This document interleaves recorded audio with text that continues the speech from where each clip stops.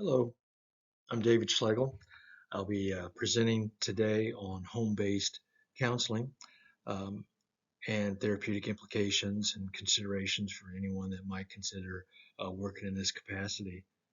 I chose this topic because I'm actually employed part-time as an in-home counselor, so I was interested in maybe applying some of my experiences to the presentation and then also learning more about it from a more broad perspective, historical implications, and what others are saying about the field. So let's get into it.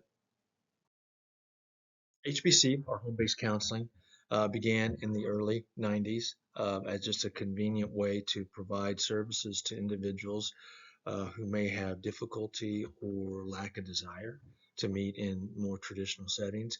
It is, just to be obvious here, it is counseling therapy that is conducted in the client's homes. And really, it can take on any type of form of counseling that you might see in an office setting, whether that be family focused, individually focused, or couples therapy. Um, it's often very intense, and oftentimes the clients are referred by a government agency. That's my experience. The company I work for, we work exclusively with government agencies, either DCS, which stands for Department of Child Services, or the Probation Department. Individuals that are referred have experienced some sort of difficulty with these agencies, and therapy is requested. Um, Sometimes this is seen as a last resort for families who may be in jeopardy of losing children or facing um, other situations. Common client characteristics. The client may not have reliable transportation, and that may be what's preventing them from attending sessions in an office setting. Perhaps there's financial considerations that make that difficult. Um, there may be a fear of being around people or groups. There may be medical or physical conditions that make it difficult to travel. And in some cases, maybe it's a fear of the stigma associated with mental health treatment and not wanting to be seen or to walk into a facility that provides that. So there's a variety of different characteristics involved, uh, just like in an office setting. Other characteristics to keep in mind is, again, and I'm speaking a lot from my own perspective, and most of this presentation is going to be all focused on clients that are involved with government agencies and are referred from those agencies to seek services. But participating families in home-based counseling are often in some sort of crisis. Um, Again, referred by social service agencies. Families are often struggling with issues related to poverty, substance abuse, family violence, physical and mental illness. I mentioned DCS, Department of Child Services, and I'm working with families that are involved in CHINS cases. If you haven't heard of that, that is a child in need of service. This can be an in-home or out-of-home CHINS case. And this is a situation where the child or children have been removed from the home for safety concerns, or they're about to be. And the goal of the therapy and the whole service goal is to prevent the removal of children from the home. And DCS often they're categorized or are thought of as breaking up families and wrecking homes, and that's inaccurate. Their entire mission is to keep families together and to keep children safe. Every DCS case starts with the goal of reunification, and everything is built around uh, keeping the family whole, or bringing them back together, and allowing children to be under the care of their parents. So that's what we strive for. If, as we're moving along, that goal seems to be unrealistic, then we can alter that and move more toward adoption or other types of permanent placement. But it always starts with reunification. Again, as I said, treatment can be quite intense, particularly when referred by a government agency, because they don't want that to go on forever for different reasons, finances not the least of which. So oftentimes there's a target end date, which is could be 3 to 6 months and varies. So there's a lot of sessions work in leading up to that. Sometimes it's 2 to 3 times a week, with each session being 1 to perhaps even 3 hours long. So it's intense. There's a lot of work that goes into that. It's a team approach. So the counselor is always working with other service providers. Usually a caseworker is involved. In-home casework usually involves dealing with more basic skills, more survival type skills, making sure we're going to be able to pay rent and bills, making sure there's food to eat, and just making sure initially that basic needs are met first and foremost. So that's an important part of the team service approach. And usually a CASA worker, which is court appointed special advocate, or a guardian ad litem, are often involved as well. These individuals are volunteers who serve to be the voice of the child, to make sure that they are fully represented in all proceedings and they don't fall through the crack. One of the main goals of a CASA worker or a guardian ad litem is to make sure that any type of temporary placement, whether that's with a relative or in foster care, is not prolonged or dragged out longer than it needs to be. So a lot of times a CASA worker or a guardian ad litem works to streamline that process. We work with the family case manager. That's usually a DCS worker who kind of oversees everything. And I think I mentioned that treatment plans and goals, progress, they're reported back to the referring agency. So there's a lot of accountability to make sure that we're moving forward, that we have clearly identified treatment goals, and that we're making progress toward that. If progress is not being made toward that, why is that, and what can we do differently? So I report back with the clients I work with on how regularly we meet. If the client is missing meetings or is reluctant or refusing to engage in some way, that's reported back. I provide reports to family case managers weekly on all the clients I work with, which is common. So there's a level of accountability in working with populations such as this through government agencies that you might not find in other types of therapeutic practices. There are advantages, many advantages to in-home counseling. One is that the counselor can observe family interactions in a more natural setting. This stands to reason. And it's a lot different type of experience to observe these interactions as they occur naturally or somewhat naturally. But we have to remember too, anytime a professional is in the home, whether it be a therapist, counselor, or someone else, the dynamics of that setting change. Just your presence, my presence, our presence in the home is going to alter the environment to a degree. However, I'm often surprised how natural things seem to be, even with my presence. Sometimes it's a bit surprising, but typically, and I think sometimes that happens because the clients that I'm working with are really used to having different people in the home. So they've become accustomed to that. So that's a good thing in a lot of ways in terms of being able to observe things happening naturally.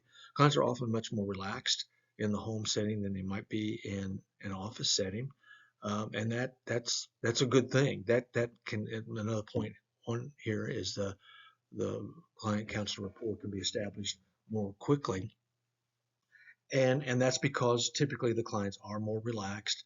That relationship can develop more quickly, which then can and should just speed the progress along in a nice way.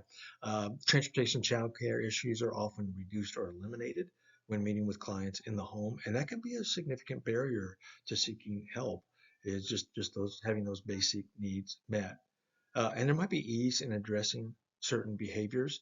Particularly, I'm thinking of parenting concerns and child behavior.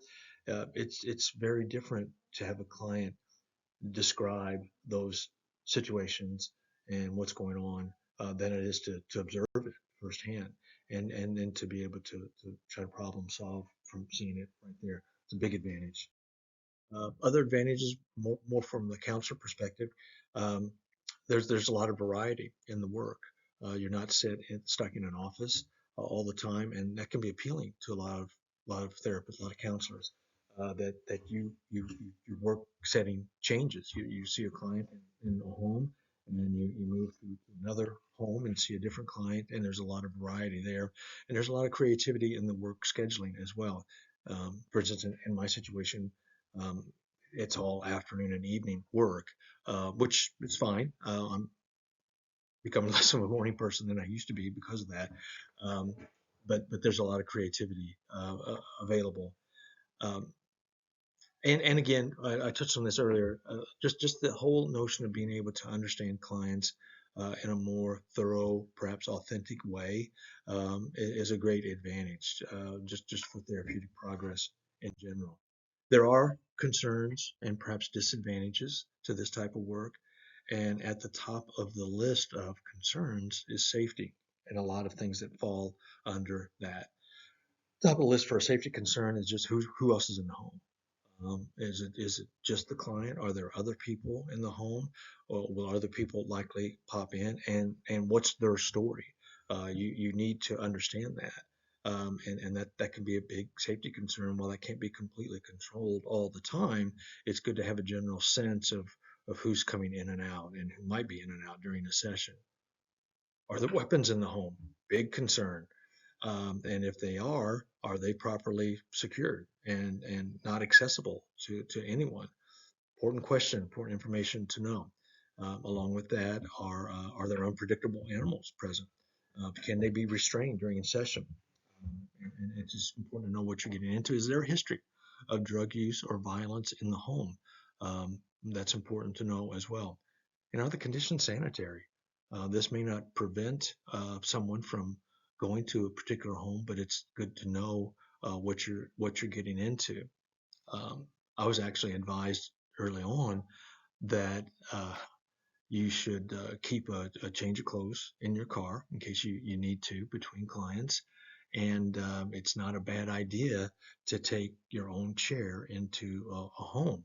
I have a camp chair that I take, and I simply tell the clients every time I arrive that I'm just in and out of different homes, and I never know what the setting is going to be like. So I just make it a habit to bring my own, and that seems to be accepted well because there are houses I work in that I would not be comfortable sitting on the furniture that is there, and that's just reality.